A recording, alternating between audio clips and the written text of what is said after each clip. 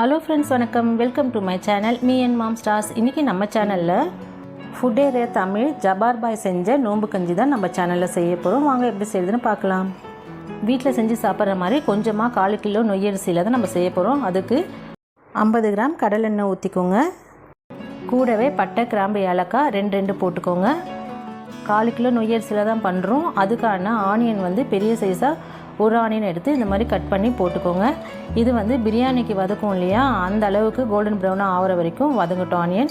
இப்போ நல்லா வதங்கிடுச்சு. ஒரு பச்சை மிளகாய் இந்த மாதிரி உடச்சி போட்டுக்கோங்க. ஒரு 2 தக்காளி ஒரு சின்ன சைஸ் எடுத்து கட் பண்ணி போட்டுக்கோங்க. புதினாவும் கொத்தமல்லியும் ஒரு கைப்பிடி போட்டிருக்கேன். கல்லுப்பு 1 டேபிள் ஸ்பூன், இஞ்சி பூண்டு 1 டீஸ்பூன், பெருஞ்சீரகம் 1/2 டீஸ்பூன் போட்டுக்கோங்க. கூடவே 1/4 டீஸ்பூன் வெந்தயம் போட்டுக்கோங்க. மஞ்சள் தூள் 1/4 டீஸ்பூன், 1 டீஸ்பூன் குழம்பு மிளகாத்தூளை போட்டுட்டு நல்லா மிக்ஸ் பண்ணி விடுங்க. இன்றைக்கி நம்ம மட்டன் போட்டு தான் நோம்பு கஞ்சி பண்ண போகிறோம். அதுக்கு 100 கிராம் மட்டன் எடுத்துருக்குறேன். அதை நல்லா கொத்திக்கோங்க. அப்படி இல்லைன்னா மிக்சியில் போட்டு ஃபைனாக அரைச்சிக்கோங்க. அரைச்சிட்டு இந்த மசாலா கூட ஆட் பண்ணி நல்லா மிக்ஸ் பண்ணி விடுங்க. மசாலாவில் மட்டன் நல்லா மிக்ஸ் ஆனதும் சிறுபருப்பு 100 கிராம் ஊற வச்சுருக்கேன், அதையும் ஆட் பண்ணிக்கோங்க. 3 லிட்டர் தண்ணியை ஊற்றி கொஞ்ச நேரம் கொதிக்கிட்டோம். ஒரு 5 நிமிஷம் நல்லா கொதிக்க விட்டோம். அதுக்கப்புறம் மூடியை எடுத்துருங்க.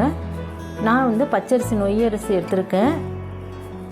நொய்யரிசி 2 மணி நேரம் ஊறிடுச்சு. இதை கூட ஆட் பண்ணி இன்னும் கொஞ்சம் தண்ணியை ஆட் பண்ணி நல்லா வேக விடுங்க. இது ஒரு 45 மினிட்ஸ் வேகட்டும். தண்ணியோட குவான்டிட்டி கொஞ்சம் பத்தலைன்னா நீங்கள் நடுவில் தண்ணி ஆட் பண்ணிக்கோங்க. எங்களுக்கும் முஸ்லீம் ஃப்ரெண்ட்ஸ் இருக்காங்க. இந்த நோம்பு கஞ்சி எங்களுக்கு தருவாங்க. நாங்கள் நிறையா குடிச்சிருக்கோம். ரொம்ப டேஸ்ட்டாக இருக்கும். பிரியாணி டேஸ்ட்டில் வரும். இது எப்படா செய்வாங்கன்னு நினைப்பேன். ஃபுட் ஏரியா தமிழ் ஜபார் பாய் கற்றுக் கொடுத்தார் இல்லையா, அவர் மெத்தட்லேயே நான் வீட்டில் கம்மி குவான்டிட்டியில் செஞ்சேன். ரொம்ப டேஸ்ட்டாக வந்தது. நம்மளும் வீட்டில் நோம்பு கஞ்சி செஞ்சிட்டோன்னு சொல்லிட்டு ஒரு சாட்டிஸ்ஃபேக்ஷன் இருந்தது. இது ஜபார் பாய்க்கு தான் நான் தேங்க்ஸ் சொல்லிக்கணும்.